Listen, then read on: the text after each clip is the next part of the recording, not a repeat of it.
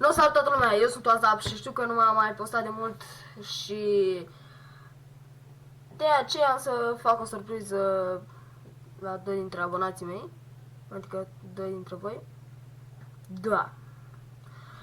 Am 2 invitații pe Filelist, pe contul Sia Motherfucker.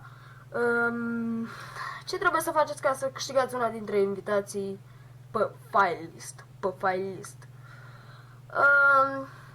Deci, vă abonați la canal, dați like la video, dați share la video pe la prietenii voștri, faceți ce vreți voi și ghiciți când se va anunța, când se vor anunța măreții câștigători. Da, pe data de 19, adică atunci când, când cei care merg la școală, nu toți mergem la școală, mă.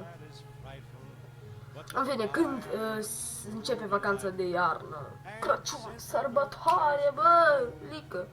Ok.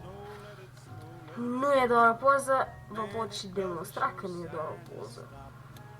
Da, fiți atenți cât am descărcat eu pe contul acesta. Da. Fapt am uploadat. Adică am descărcat pe calculator. Da.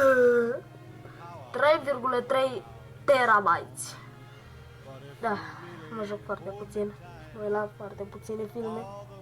Da. În fine, știți ce aveți de făcut. Și mai vreau să vă anunț ceva în episodul ăsta, în ghilimele, dar nu e un episod de fapt de drept.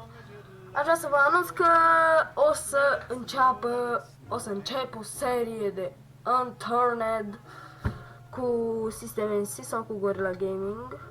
Încă nu știu cu cine. Vom vedea. În fine, eu sunt Azap și vă pup pe toți. Hai, pa!